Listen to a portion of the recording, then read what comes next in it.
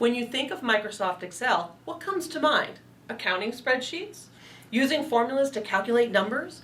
Generally, we think of Excel only as a system to manage our numbers, but you might be surprised by some other things that you can do with this program. We're going to look at two uses for Excel that go outside of our assumptions of accounting spreadsheets. We'll look at a personal use to track a home wine collection, and then a business use to track marketing campaigns for an ongoing growing contact list. First, we'll look at Jim's spreadsheet for tracking his home wine collection. With a simple, inexpensive barcode reader, he can scan wines in and out of his wine list and quickly see information about a scanned bottle from his list of data. One of my hobbies is wine, and I use Excel to control my inventory of wine so that I know what I have. Helps me when I go to buy new wine. And when I bring new wine in, I use my barcode reader to help me add it to my inventory. Each bottle of wine has a unique barcode on it, and I can scan in the barcode from a bottle of wine like this, and it searches my inventory for a matching barcode, and when it finds a matching barcode, it brings up the name and vintage and so forth of that wine, and then I can copy that into where I add the wine to my inventory. It's a simple device, the barcoder, and it helps me keep track of my wine. Here's a new bottle of wine I'm going to add to my inventory. I'm going to scan in the code, and it's found another one in my inventory and brings up all the data about that bottle. So let's take a closer look at Jim's spreadsheet to see how it's set up to allow him to scan an item and then see relevant information in his data. So Jim clicked in this cell and then used his barcode scanner on the bottle of wine, on the barcode, to insert this number. This number is what pulled from that barcode. After the scanner inserted this number in the field, it then populated all of these other fields that then displays who the producer is, the vintage, the grape, the color, and the count of inventory, meaning how many bottles he had from this producer. If we scan a new number into this field, notice that it will then update all of the data. Now we're looking at updated data that matches this barcode scanner's number. For example, we can see the new producer, vintage, grape, color, and count of total inventory for that producer. There's only a brief letter listed under the grape field, so what the heck does that mean? Well, Jim set up a legend that lets him know what each of the symbols indicates. When we expand this grouped and hidden section, we can now see the legend. So if we look up S, we can tell that that's a Syrah grape.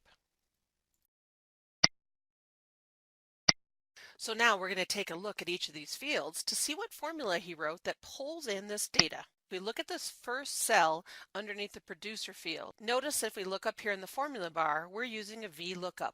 This VLOOKUP looks at the scanned barcode and then matches it within our table to find the matching producer name for that barcode scanned, which is the third column we have in our table, or column C.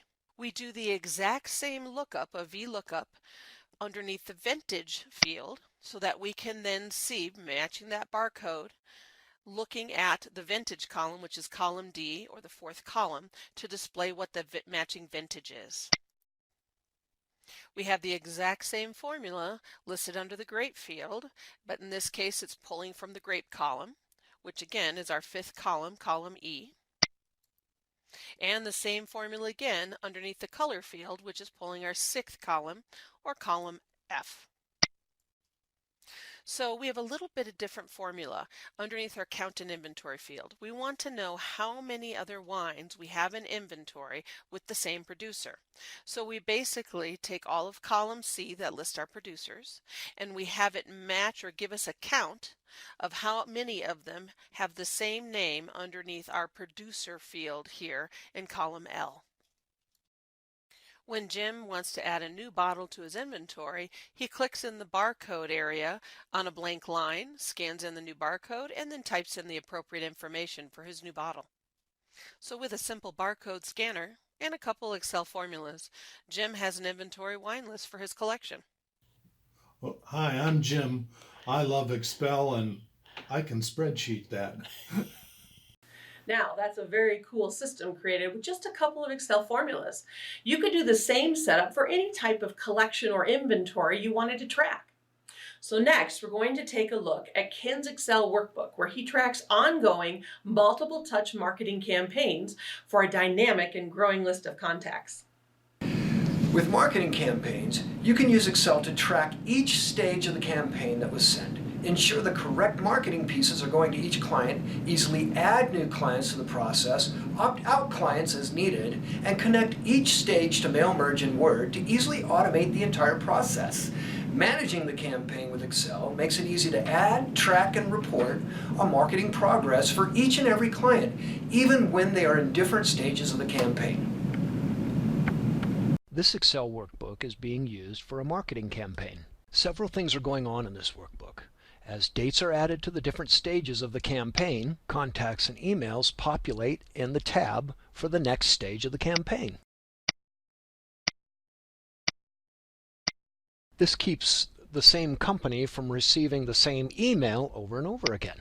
If a company wants to opt out of the emails, by adding the word "no" in the appropriate cell, they are removed from receiving future emails. By using conditional formatting, separating data is made visually easier.